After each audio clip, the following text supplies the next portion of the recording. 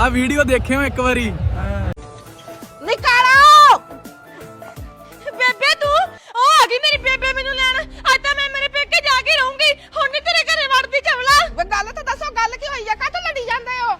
ਓ ਬੇਬੇ ਗੱਲ ਕੀ ਹੋਣੀ ਐ? ਐਤਕੀ ਮੇਰਾ ਨਾ ਖਰਚੇ ਵੱਲੋਂ ਹੱਥ ਬਾਲਾ ਟਾਈਟ ਐ ਤੇ ਇਹ ਕਹਿੰਦੀ ਐ ਮੈਨੂੰ ਸੂਟ ਦਵਾ। ਹੁਣ ਦੱਸ ਮੈਨੂੰ ਕਿੱਥੋਂ ਸੂਟ ਦਵਾਵਾਂ? ਵੇ ਪੁੱਤ ਏਡੀ ਕਿੱਡੀ ਕੋ ਗੱਲ ਐ? 10,000 ਮੇਰੇ ਤੋਂ ਲੈ ਕੇ ਨੂੰ ਸੂਟ ਦਵਾ ਦੇ। ਓ ਬੇਬੇ ਅੱਜ ਤਾਂ ਤੂੰ 10,000 ਰੁਪਇਆ ਦੇ ਜਾਏਂਗੀ, ਕੱਲ ਨੂੰ ਇਹ ਫੇਰ ਸੂਟ ਮੰਗੂਗੀ। ਮੈਂ ਨਹੀਂ ਇਹਦੇ ਨਾਲ ਰੋਜ਼-ਰੋਜ਼ ਲੜ ਸਕਦਾ, ਤੂੰ ਇਹਨੂੰ ਨਾਲ ਹੀ ਲੈ ਜਾ ਆਪਦੇ। ਓਹੋ ਪੁੱਤ 20,000 ਤੂੰ ਮੇਰੇ ਤੋਂ ਲੈ ਲੈ, ਪਰ ਮੈਂ ਇਹਨੂੰ ਨਾਲ ਨਹੀਂ ਜਾ ਸਕਦੀ। ਓ ਬੇਬੇ 20,000 ਦੀ ਤੂੰ ਮੈਨੂੰ ਕੀ ਧੌਂਸ ਦਿਖਾਉਣੀ ਐ? ਮੈਂ ਤੈਨੂੰ 50,000 ਰੁਪਇਆ ਦਿੰਨਾ, ਪਰ ਮੈਂ ਇਹ ਰੱਖਣੀ ਨਹੀਂ। ਪੁੱਤਰ ਮੈਂ ਲੱਖ ਰੁਪਇਆ ਦੇਣ ਨੂੰ ਵੀ ਤਿਆਰ ਆ, ਪਰ ਮੈਂ ਕੁੜੀ ਨੂੰ ਨਾਲ ਨਹੀਂ ਜਾ ਸਕਦੀ। ਓ ਬੇਬੇ ਕਮਾਲ ਦੀ ਗੱਲ ਐ, ਤੂੰ ਮੈਨੂੰ ਲੱਖ ਰੁਪਇਆ ਦੇਣ ਨੂੰ ਤਿਆਰ ਐ। ਉਹ ਤੇਰੀ ਕੁੜੀ ਐ, ਤੂੰ ਇਹਨੂੰ ਨਾਲ ਕਾਹਤੋਂ ਨੀ ਲੈ ਕੇ ਜਾਂਦੀ? ਜਿਵੇਂ ਪੁੱਤ ਤੇਰਾ ਹੁਣ ਜਲੂਸ ਕੱਢਦੀ ਹੈ ਨਾ, ਐਂ ਵਿਆਹ ਤੋਂ ਪਹਿਲਾਂ ਸਾਡਾ ਜਲੂਸ ਕੱਢਦੀ ਹੁੰਦੀ ਸੀ। ਅਸੀਂ ਸਾਰਾ ਟੱਬਰ ਪਾਗਲ ਹੋ ਗਿਆ ਸਾ। ਅਸੀਂ ਤਾਂ ਨੌਲੇ ਤੋਂ ਦਵਾਈ ਖਾ ਕੇ ਠੀਕ ਹੋਏ ਹਾਂ।